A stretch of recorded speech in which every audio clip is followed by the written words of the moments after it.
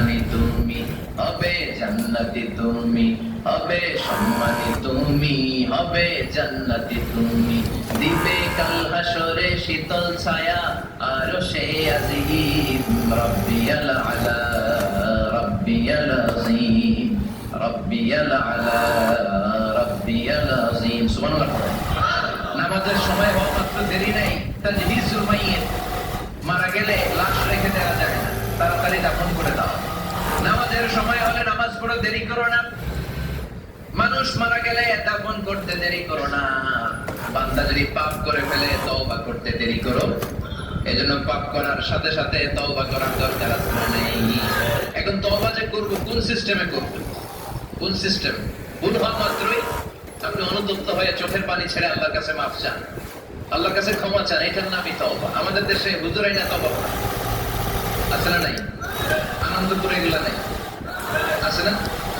ইমাম সাহেবরে নিয়ে আয়, খতিব সাহেবরে নিয়ে আয়, হাফেজ সাহেব হুজুরের নিয়ে আয়, তওবা পড়া না, তওবা পড়ানো লাগে না। আপনার নিজের তওবা আপনি নিজেই করবেন।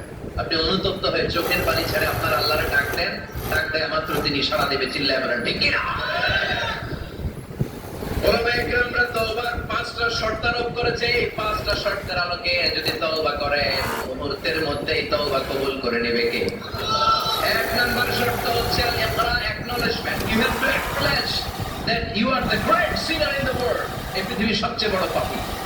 ৫টা শর্তের ১ নাম্বার হচ্ছে আপনি স্বীকার করেন, আল্লাহ আমার চেয়ে বড় পাপী আকাশের নিচে জমিনের উপরে দ্বিতীয়টা নাই। এমন কোন পাপ নাই যে আমি করি নাই। আমার চেয়ে নাদান, আমার চেয়ে পিশাচ, আমার চেয়ে বড় পাপী দ্বিতীয়টা কেউ। অ্যাকনলেজ ইউর সিন, আপনি আপনার পাপগুলো স্বীকার করেন। নাম্বার 1। নাম্বার 2, আন-নাদাম, repentance. You have to be repentant for what you have committed from sins. যে পাপ করেছেন এই পাপের জন্য আপনি লজ্জিত। আপনি নিজেকে আল্লাহর কাছে ছোট করে পেশ করেন, আল্লাহরে ডেকে বলেন, আল্লাহ আমি আপনার গোলাম, গোলামের ঘরের গোলাম, বান্দির ঘরের গোলাম, আমারে মাফ করে দেন, আমি লজ্জিত, আমি অনুতপ্ত।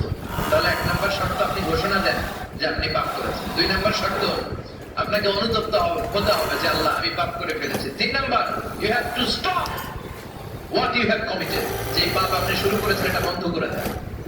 আপনি সুদের জন্য সুদ খাইছেন,